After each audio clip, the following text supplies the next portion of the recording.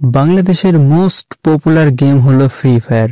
আর আমার মতে free fire এমন একটি গেম যেটা অ্যানিমের সাথে সব থেকে বেশি কোলাবরেশন করছে। প্রায় সমস্ত পপুলার অ্যানিমের সাথে কোলাবরেশন করছে, যেমন attack on Titan, one punch man, Demon seller, blue lock, Naruto Shippuden. তো এইবার তোমাদেরকে বলি যে গ্যারিনা অ্যানিমের সাথে কোলাবরেশন করতে করতে নিজেরই একটা অ্যানিমে তৈরি করছে। হ্যাঁ গাইস, ঠিকই শুনেছো, ফ্রি ফায়ার এবার আসছে একদম নতুন রূপে অ্যানিমে হিসাবে। প্রায় 2 মাস আগে গেরিনা ফ্রি ফায়ার অ্যানিমের একটি ট্রেলার প্রকাশ করেন। তো চলো আমরা সেই ট্রেলারটা দেখে আসি।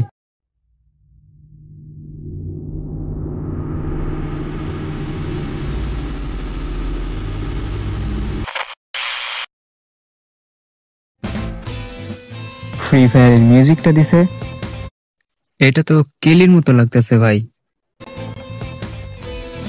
এটা ডিরেক্টর করছেন কেন তাকাহাশি। আমি যতদূর জানি ইনি রেগনা ক্রিমসন নামে একটা অ্যানিমে তৈরি করছিল, আমি দেখিনি ওইটা। আরো অ্যানিমে থাকতে পারে বাট আমার জানা নাই। আর আমার জানা মতে রেগনা ক্রিমসন অ্যানিমেটাও অনেক ভালো, তো সেক্ষেত্রে ডিরেক্টর হিসেবেও খারাপ না, ভালোই আছে। আরে ভাই হায়াথু, তারপরে এটা মোকো।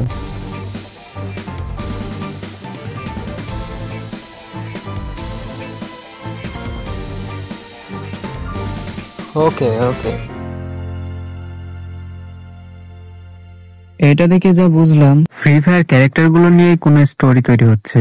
আমি যতটুকু রিসার্চ করে জানতে পারছি যে গেরিনা এবং জাপানের বিখ্যাত প্রকৌশলী কাদোকাওয়া মিলে অ্যানিমেটা তৈরি করছে, আর এটা নির্মাণ করছে candy box animation studio. Director থাকছেন কেন তাকাহাশি। এখন প্রশ্ন হলো এই অ্যানিমেটা রিলিজ কবে হবে? এরকম কোনো আপডেট এখনো গেরিনা দেয়নি, তো আনুমানিক ভাবে বলা যায় যে 2026 সালে এটি মুক্তি পেতে পারে। আর বিশ্বব্যাপী স্ট্রিমিং উপযোগী মানে নেটফ্লিক্স বা কান্সিরোলের মতো প্ল্যাটফর্মে রিলিজের সম্ভাবনা আছে। তবে ফ্রি ফায়ার কি পাবজি বা কল অফ ডিউটির চেয়ে বড় কিছু নিয়ে আসবে, এটা তো সময় বলে দেবে। তবে ফ্রি ফায়ার ফ্যানদের জন্য এটা নিঃসন্দেহে বিশাল একটি খবর। তো এই ফ্রি ফায়ার অ্যানিমেটা কে কে দেখবে অবশ্যই কমেন্টে জানাবে। আর যদি ফ্রি ফায়ার এবং অ্যানিমেকে ভালোবাসো তাহলে অবশ্যই চ্যানেলটিকে সাবস্ক্রাইব করে দিও।